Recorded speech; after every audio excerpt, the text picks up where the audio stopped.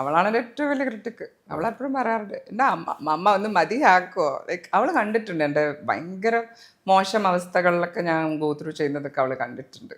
And she has seen a lot.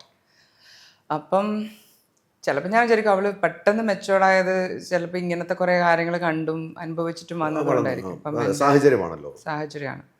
അപ്പം അവളുടെ ഒരു കോപ്പിംഗ് മെക്കാനിസം ആയിരിക്കാം അത്. പക്ഷെ എനിക്കിപ്പോൾ ഏതായാലും നല്ലൊരു ഫ്രണ്ടിനെ കിട്ടിയിട്ടുണ്ട് അവളുടെ അടുത്ത്.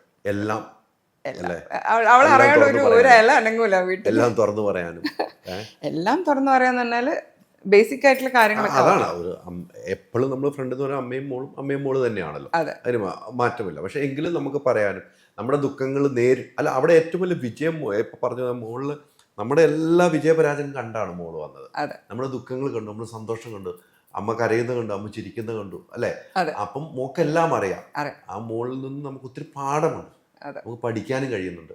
അത് തന്നെ ഏറ്റവും വലിയ വിജയം ജീവിതത്തിൽ. എൻ്റെ അടുത്ത് എൻ്റെ മോള് ചോദിച്ചിട്ടുണ്ട്, ഇപ്പം എന്തിനാ ഇങ്ങനെ കാലെല്ലാം കാണിക്കുന്ന ഡ്രസ്സ് എന്തിനാ ഇട്ടത്? ഞാൻ പറഞ്ഞു ജനമാ ബേസിക്കലി എൻ്റെ ഉള്ളിലൊരു എനിക്ക് ഭയങ്കര ഒരു റേജ് ഫീൽ ചെയ്യുന്ന ഒരു കാര്യം എന്താ വെച്ചാൽ the whole of the society they have only accepted people who is like slim ആയിട്ട് വെളുത്തിട്ട്.